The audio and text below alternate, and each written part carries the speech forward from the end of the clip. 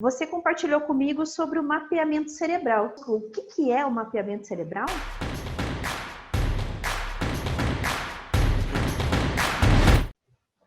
E hoje, no seu consultor RH, estamos com o especialista do comportamento humano, Ramon Ruiz. Tudo bem, Ramon? Oi, Luciana, tudo bem? Prazer estar aqui com você. Puxa, muito bom ter você aqui. Nós estávamos conversando esses dias, Ramon, e principalmente falando em relação aos processos de desenvolvimento humano e de pessoas. Você compartilhou comigo sobre o mapeamento cerebral. Você pode conversar conosco o que é o mapeamento cerebral? É um assunto muito interessante, né? Nós estávamos aquele dia conversando e você ficou bem animada com isso.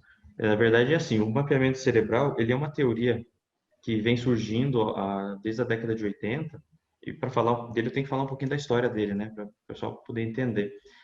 Porque o mapeamento cerebral veio a partir da neurociência e das descobertas sobre o cérebro, né? Começando ali na década de 70, quando eles fizeram alguns experimentos com o cérebro. Então, surgiram as teorias sobre as regiões do cérebro que podem corresponder a determinados tipos de comportamentos no ser humano, né? Então, desde então, vem tendo todo um estudo em relação à neurociência, os três tipos de cérebro, o reptiliano, o límbico e o córtex, e os avanços da neurociência vem trazendo cada vez mais informações de que o cérebro é todo conectado, né? Então, uma coisa, ele não faz nada sozinho, algo sempre está relacionado a outra área. No entanto, é possível destacar algumas regiões, dentro dessas regiões, mapearmos que uma maior atividade ali pode corresponder diretamente a um tipo de comportamento, né?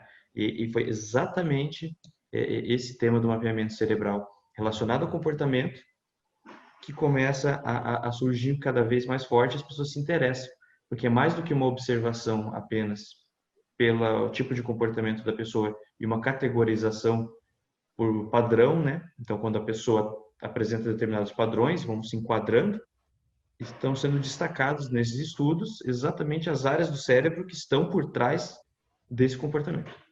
Nossa, Ramon, você falando, eu tô como atuo na área de recursos humanos, eu estou fazendo relação com muitos processos de recursos humanos. O meu entendimento está correto? O mapeamento cerebral pode ser usado no mapeamento comportamental, nos processos que precisamos identificar o comportamento humano? É absolutamente possível e necessário, eu diria até. Porque hoje conhecer a pessoa, colocar a pessoa certa no lugar certo é essencial para que você tenha alta produtividade. No quesito mapeamento cerebral, ele pode ser entendido também como essas ferramentas de análise comportamental que já vêm de muito tempo, muito conhecidas, como o próprio DISC, MBTI, acho que o pessoal para quem você fala usualmente conhece a nomenclatura, né? Essas ferramentas, né? Então, e essas são ferramentas que vêm de um tempo onde ainda não era esse estudo cerebral, né? Era estudo do comportamento como psicologia mesmo. E do Marshall, em 1928, então começa o DISC, depois temos MBTI, com a base do Jung. São ferramentas extremamente interessantes e são utilizadas hoje nas empresas para poder fazer esse mapeamento. O mapeamento cerebral, ele ajuda também, ele é mais um viés, né? Então, por exemplo, nós estamos aqui conversando, né? Hoje, temos uma parede preta que traz um contraste, né? Entre nós aqui, entre eu e a parede, nós temos esse contraste, esse viés. Você pega uma outra ferramenta, ela tem um outro viés, uma outra parede, uma parede branca, uma parede azul, e assim vai. Então, é mais uma ferramenta que vem a contribuir dentro desse grande panorama de ferramentas, só que trazendo características cerebrais mais específicas. Além disso, com os estudos também da programação neurolinguística, é possível detectar algumas características de comportamento também, tá? Pela fala daí. É interessante. Nossa, muito interessante. E como é feito esse mapeamento cerebral? Porque você falando, eu já imaginei um monte de maquininha fazendo a leitura. É assim, Ramon, que faz a leitura do mapeamento cerebral? Veja, os primeiros mapeamentos cerebrais foram feitos exatamente dessa forma, tá? Com pessoas fazendo determinados comportamentos e sendo aferidos esses sinais elétricos vindo do cérebro, com os eletrodos exatamente, com o eletroencefalograma, né? Com equipamento médico mesmo. No entanto, depois de mapeados os comportamentos, houve uma mudança dentro do panorama, e aí hoje a gente consegue fazer com perguntas, né? Então, determinadas perguntas, determinados conceitos, determinadas respostas mapeiam determinados tipos de comportamentos que vão estar relacionados ao cérebro. Então, não é necessário colocar ninguém em máquina nenhuma, nem cabeça, nem encher de eletrodos, que não sei se você já fez um exame desse, mas tem uma argila que gruda, que leva Uhum. dias para sair. As mulheres ficam muito irritadas, porque prejudica muito o cabelo. Ah, com certeza. E até mesmo diante de todo o avanço que nós tivemos, é muito bom você estar compartilhando isso conosco, que é simples fazer então esse mapeamento cerebral, e eu vejo que uma grande vantagem também é a confiabilidade, porque uma vez que nós respondemos então uma ferramenta que faz essa leitura, como você trouxe, é um outro viés de uma ferramenta de diagnóstico comportamental, aonde é possível identificar como é o nosso mapeamento cerebral. E aí vem a beleza, até mesmo da diferença e da individualidade que cada um de nós temos. Sim, e a importância disso, né? Cada ser humano é único, né? E precisa ter essa individualidade. E eu diria mais, eu diria que cada cérebro é único, tá? Então, e realmente é um órgão absolutamente indecifrável. Estamos muito longe, com toda a tecnologia que temos, de identificar tudo que se passa dentro do cérebro. Mas algumas coisas que já conseguimos identificar já nos dão sérios indícios de que esse é o caminho certo, o caminho do avanço, para conseguir entender cada vez mais e, inclusive, chegar até esses níveis de ficção científica do futuro que o pessoal coloca aí, implantações, mudanças, né?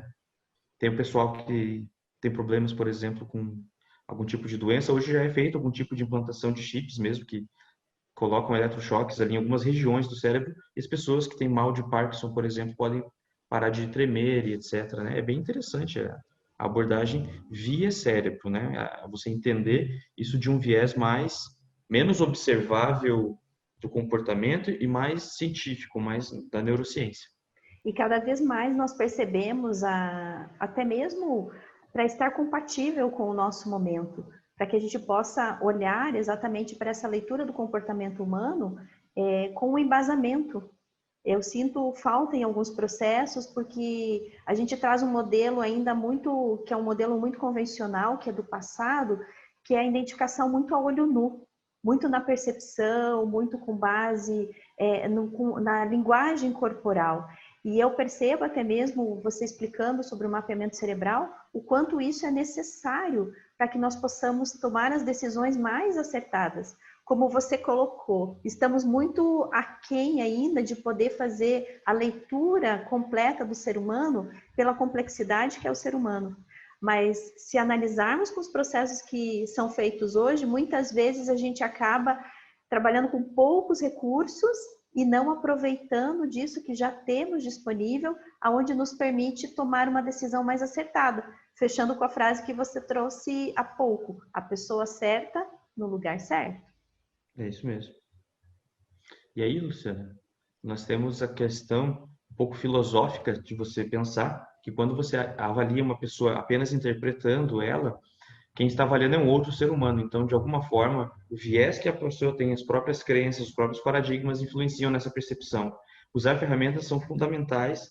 As ferramentas são fundamentais nesse sentido para que você consiga tirar essa percepção que é o seu viés, a sua percepção, o que você acha e o que é realmente o outro ser. Uhum. Tá? E assim, até para fecharmos, né, para deixar o pessoal com entusiasmado para os próximos conteúdos que nós vamos trazer aqui, com a presença do Ramon, esse especialista do comportamento humano que vai contribuir muito aí para o nosso desenvolvimento, principalmente no nosso tema que é o autoconhecimento.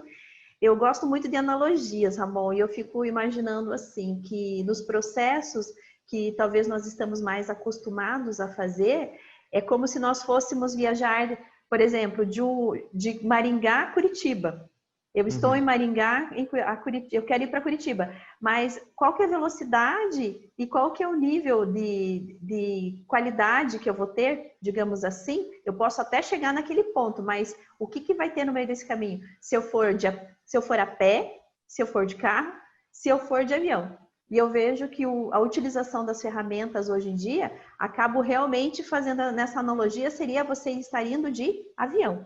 Ou seja, Sim. você acaba tendo a questão mais adequada diante inclusive de segurança, né? A gente pode fazer essa analogia, que é o meio de transporte mais seguro, mais relacionada aí aos processos. Mas vou deixar para o próximo vídeo, Ramon. Muito obrigada pela sua participação hoje. Eu é que agradeço, tudo de bom. Muito obrigado, prazer estar aqui, viu? E você que nos acompanha, veja os demais vídeos, nosso tema de autoconhecimento diante dos nossos quadros, com muita informação para que você possa se desenvolver cada vez mais. Até lá!